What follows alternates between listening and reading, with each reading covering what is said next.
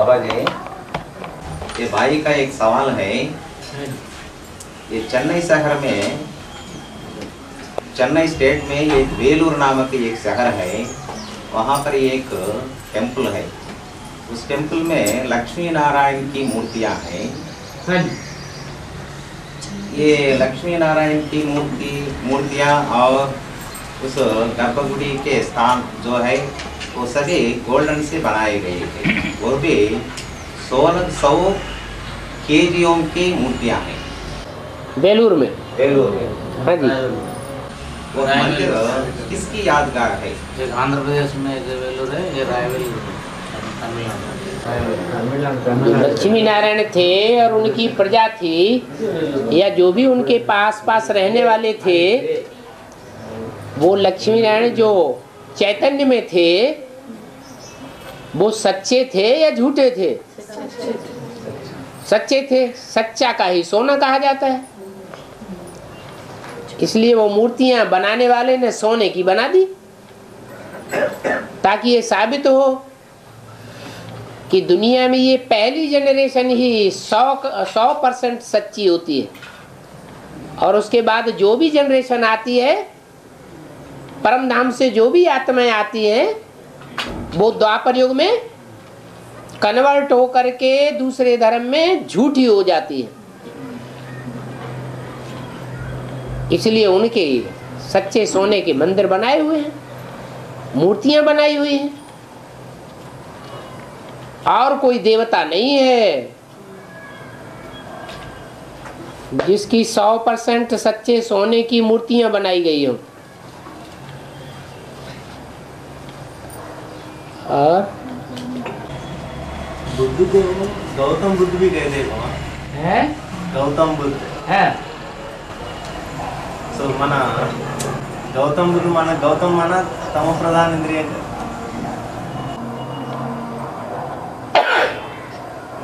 एक गौतम ऋषि थे और एक थे गौतम बुद्ध। गौ कहा जाता है इंद्रियों को, और तम कहा जाता है पराकाष्ठा, श्रेष्ठतम, श्रेष्ठता की पराकाष्ठा, अति की श्रेष्ठ। भ्रष्टतम, भ्रष्टता की पराकाष्ठा। तो गौतम का मतलब ये हुआ कि इंद्रियों का भोग भोगने में जो श्रेष्ठतम थे।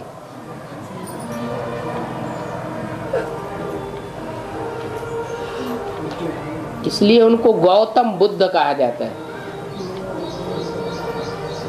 जो विधर्मी है ना सब, वो इंद्रियों का सुख भोगने वाले हैं, या अतीन्द्रिय सुख भोगने वालों की लिस्ट में आवेंगे हैं? वो इंद्रियों का सुख भोगने वालों की लिस्ट में हैं। अतीन्द्रिय सुख भोगने वाले देवी देवताओं की लिस्ट में आने वाले नहीं हैं।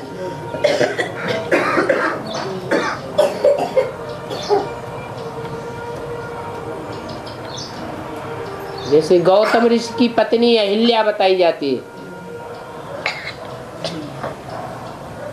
क्या किया था? विचार किया था।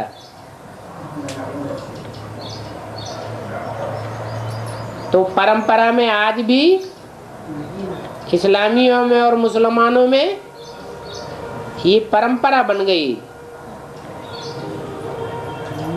कि एक शादी से जीवन में नहीं चलेगा, 3-4 शादियां भी कर सकते हैं।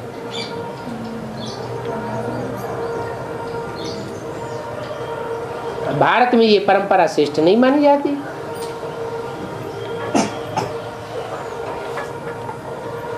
और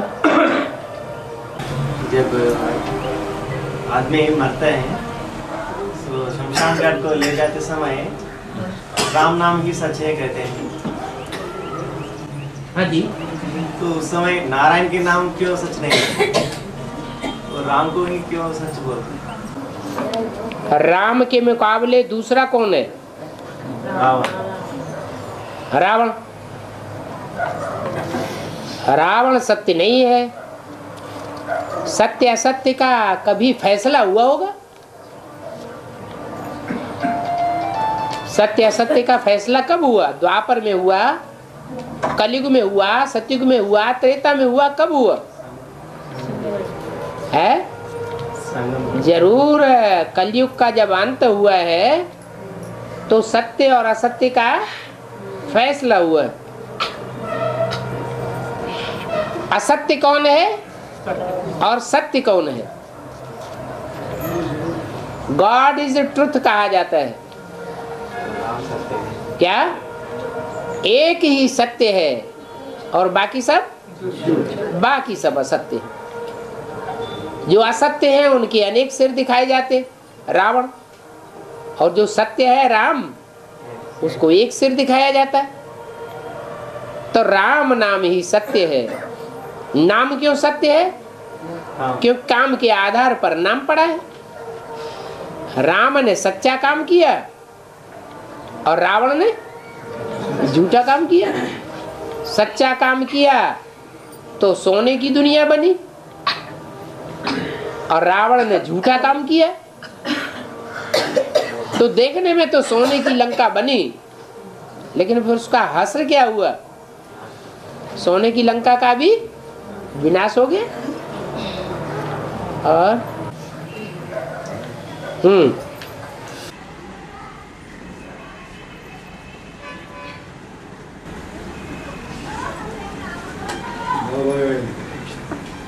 तमिलनाडु सीएम करुणानिधि कुछ बोलता है। तमिलनाडु सीएम करुणानिधि बोल रहा है वो राम सेतु नहीं आडम ब्रिज है, उसको है राम सेतु नहीं आडम ब्रिज बोलता है उसको। आडम ब्रिज बोलता है। Adam bridge. हाँ, तो गलत क्या बोलता है? उसे एडम कहो, चाहे राम कहो, चाहे शंकर कहो, चाहे आदम कहो, चाहे आदिदेव कहो, बात तो एक ही है। राम ये नहीं बोलते है ना। है करुणानिधि राम कहाँ है? राम नहीं, कोई नहीं, वो आडम ब्रिटिश वाला बना है, वो आडम ब्रिटिश। उनको राम से एलर्जी होगी। उसका बच्चा का नाम स्टालिन है। उसका बच्चा का नाम स्टालिन है। माना वो- बच्चा का नाम ही उन्होंने स्टालिन रख दिया। तो राम के ऊपर कैसे? फिर और एक कैसेट में कहा है जो डायरेक्ट बाप को पहचानते हैं वो विदेशी जैसे बंदे हैं, डायरेक्ट बाप के साथ पास आ रहे हैं। जो डायरेक्ट बाप के पास आते हैं वो विदेशी बनेगी। क्यों? ऐसे कैसेट में आया। नहीं, डायरेक्ट बाप के पास आते हैं। डायरेक्ट ही तो बैठे हुए हैं सब। डायरेक्ट माना बीके के बगैर। हाँ जी, माँ के पालने के बगैर। वो ऐसे हाँ। कहा था। ऐसे तो कोई आते नहीं है जिन्होंने यज्ञ के आदि में पालना न ली हो। एडवांस में जो भी आते हैं उस जन्म में चलो पालना नहीं ली ले, यज्ञ के आदि में तो पालना ली होगी। हाँ। जो नारायण के नशा में रहते हैं वो शिकंडी बनते हैं, ऐसे बोला है एक मद्रास के कैसेट, चेन्नई के कैसेट में। पर नारायणी के नशा में रहना माना क्या है? नारायणी पवित्र है या नारायण ज्यादा पहले पवित्र बनता है? पहले पवित्र कौन है? नारायणी पहले पवित्र है। तो पवित्र ज्यादा नशा चढ़ाएगा या अपवित्र ज्यादा नशा चढ़ाएगा? है? ज्यादा नशा कौन चढ़ाएगा? कौन सी नशा? है? कौन सी नशा बाबा? अरे नारायणी नशा गाया हुआ है या नारायण नशा गाया हुआ है? नारायणी नशा गाया हुआ है। और नारायणी नशा नारायण को ज्यादा चढ़ेगा, नारायण को ही चढ़ेगा। हाँ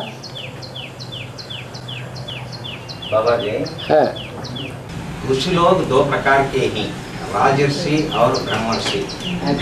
राजर्षि में कौन सा गुण होते हैं और ब्रह्मर्षि में कौन सा गुण होते हैं? ब्रह्मा को फॉलो करें सो ब्रह्मर्षि।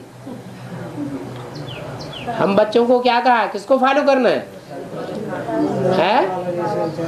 ब्रह्मा को फॉलो करना है कर्मों में।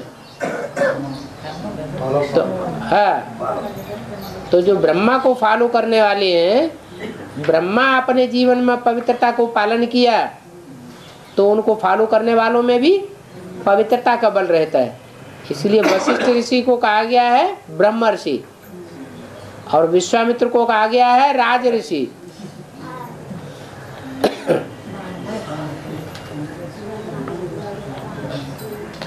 वो क्षत्रिय बल कहा गया है उनको, और उनको ब्रह्म ऋषि कहा गया है। ब्राह्मणत्व का बल था।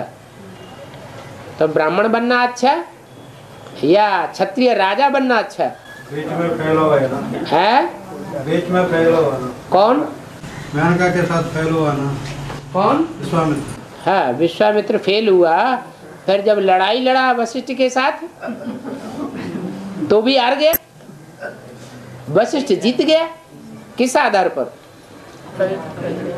प्योरिटी का, पवित्रता का दंड आगे किया और जीता।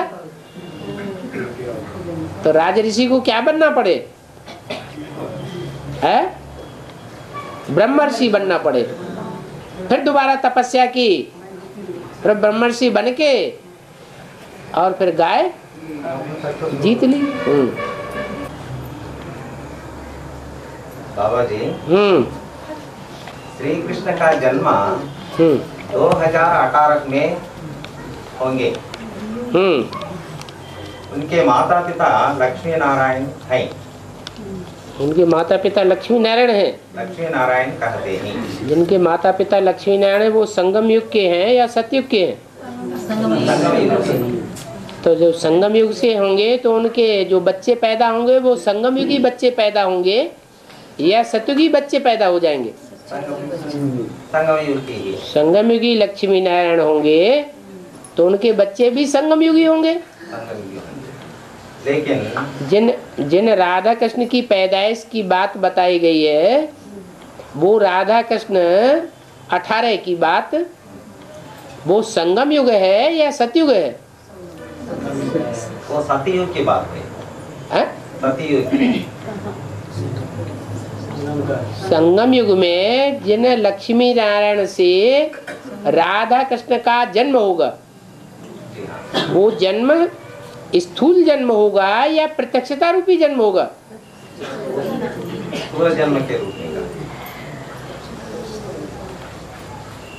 शास्त्रों में जो गायन है वो संगम युगी कृष्ण का गायन है या सतयुग के कृष्ण का गायन है? संगम युग की गायन है। संगम युगी कृष्ण का गायन है। सतयुग में जो कृष्ण पैदा होगा वो 5 तत्वों से पवित्र होगा।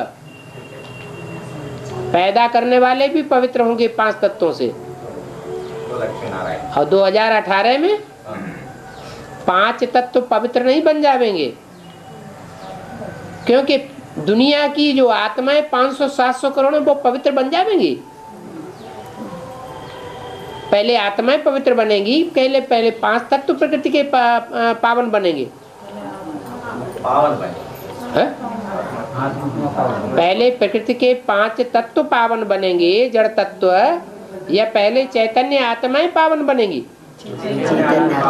तो चैतन्य आत्माएं 2018 में पावन बन जाएंगी या 2036 तक ही पावन बनेगी? हाँ? 2018 में चैतन्य आत्माएं पावन बन जाएंगी दुनिया की? पावन बन जाएंगी। पावन बन जाएंगी 2018 में।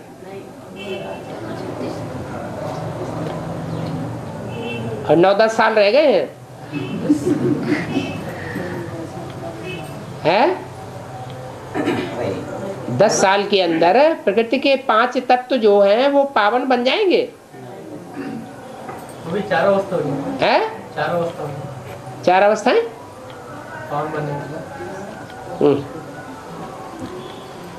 पावन जब कहा जाता है तो 100% पावन को ही पावन कहा जाता है। पावन दुनिया में सब पावन होंगे, पतित दुनिया में सब पतित होंगे। तो 2018 में सारी दुनिया पतित बन जाएगी या पावन बन जाएगी? पतितपना दुनिया में अभी बढ़ रहा है या घट रहा है? बढ़ रहा है। और ये पतितपना बढ़ता ही रहेगा जब तक दुनिया की आबादी बढ़ती रहेगी। पतितपना खलास तब होगा जब दुनिया खलास होगी। चैतन्य आत्माएं जो भ्रष्टाचारी आचरण करने वाली है, भ्रष्टाचारी वाइब्रेशन दृष्टि वृत्ति छोड़ने वाली है, वो सब खलास हो जाए, श्रेष्ठ आचरण वाली आत्माएं रह जाएं, तब उनके श्रेष्ठ आचरण और श्रेष्ठ वातावरण, श्रेष्ठ दृष्टि से श्रेष्ठ वृत्ति वाली सृष्टि बनेगी। अभी तो मिक्स हो जाता है, श्रेष्ठ है मुट्ठी भर और भ्रष्ट है ढेर के ढेर, तो वातावरण खराब होता रहता है। इसे 2018 में साकार कृष्ण जन्म लेगा, ऐसी बात नहीं है, संगमुखी कृष्ण का जन्म होगा।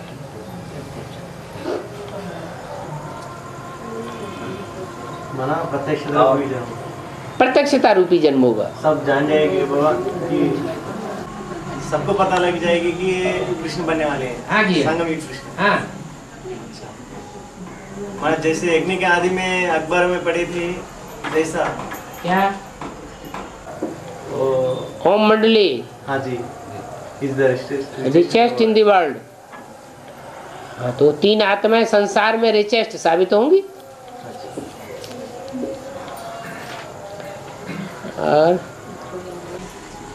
और बी के लोग कहते हैं ये कृष्ण का जन्म हम माउंट आबू में देखेंगे कहते हैं। अरे वो कभी नेपाल में बोलते हैं, कभी लंदन में मम्मा को बताते हैं, कभी दिल्ली में सेवा कर रही है मम्मा। ये कहाँ तक सच है? और अब बताते हैं माउंट आबू में जन्म होगा।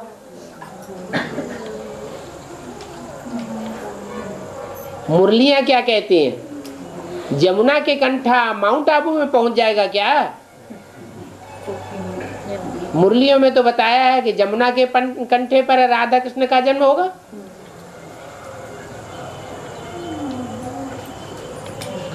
वो बात भूल गई। माउंट आबू में गढ़ बना लिया है तो बस मठपंत में ही जाके राधा कृष्ण का जन्म हो जाएगा।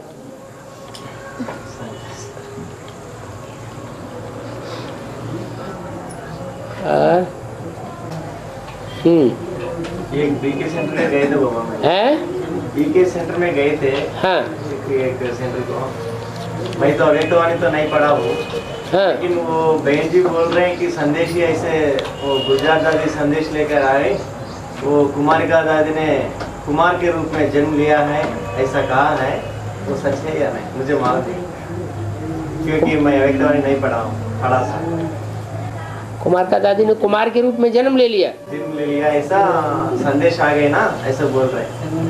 जो लक्ष्मी माता ने, मंगोल की लक्ष्मी माता ने पूछा था कुछ दिन से, उस समय वो ऐसे कहा, ऐसे कही, ऐसे संदेश में आया है। संदेश में जो बात आती है उसका अर्थ बेहद का होता है। हद की बुद्धि हद के अर्थ समझती है, बेहद की बुद्धि उसके बेहद अर्थ पकड़ेगी। सच्चाई बेहद में होती है या हद में होती है? बेहद में सच्चाई होती है।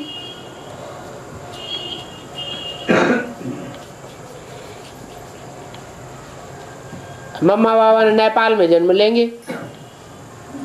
वो स्थूल नेपाल समझ लिया, फटाफट वहां सेंटर खोल दिया नेपाल की राजधानी में। मना कुमार में प्रवेश हुआ होगी। अरे फिर जन्म माना प्रत्यक्षता जन्म है ना। हाँ जी, सन 78 की अव्यक्तवाणी, वो अव्यक्तवाणी है, उसमें विश्व किशोर भाऊ के लिए बोला है कि विश्व किशोर भाऊ अभी स्थापना के कार्य में विशेष सहयोगी बन रहे हैं, टाइम आएगा तो प्रत्यक्ष हो जाएंगे। तो क्या उन्होंने जन्म ले लिया? ब्रह्मा बाबा के जीवन काल में भाइयों में जो उनके दिल पर चढ़े हुए थे वो तो विश्व किशोर, और कन्याओं माताओं में जो ब्रह्मा बाबा के दिल पर चढ़ी हुई थी वो कुमार का दादी थी। तो ये दोनों समझते भी थे कि हम बाबा के वारसदार बनेंगे।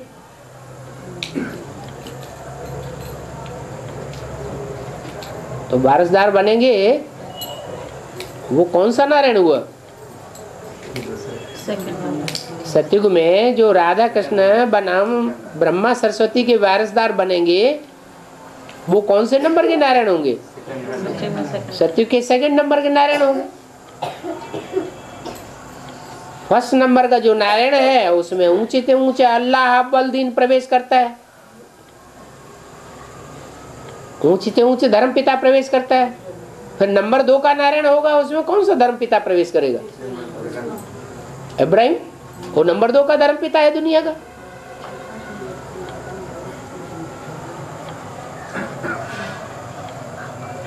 तो अपने ग्रुप में उन्हें सर्विस करनी है तो वहाँ प्रवेश करके अपना जन्म लेना है, प्रत्यक्षता करनी है। और సాక్షాత్కారాలు అవ్వడం భక్తి మార్గమైంది. మరి అంతిమ సమయంలో ధర్మరాజు కూడా సాక్షాత్కారాలు అయితే దీని అర్థం ఏంటి? पूछ रहे साक्षात्कार होना तो भक्ति मार्ग के, फिर धर्मराज भी तो साक्षात्कार करा के सजा देंगे ना, उसका क्या मतलब है? एक होता है बुद्धि का साक्षात्कार और एक है बंद आंखों का साक्षात्कार। जो ज्ञानी आत्माएं होंगी वो बुद्धि का साक्षात्कार करेंगी, और जो भक्त होंगे जिनकी बुद्धि में ज्ञान बैठा ही नहीं है, बैठेगा ही नहीं, और उनको बंदा हो वाले साक्षात्कार हो जाएंगे। देखो तुमने ऐसा किया। चल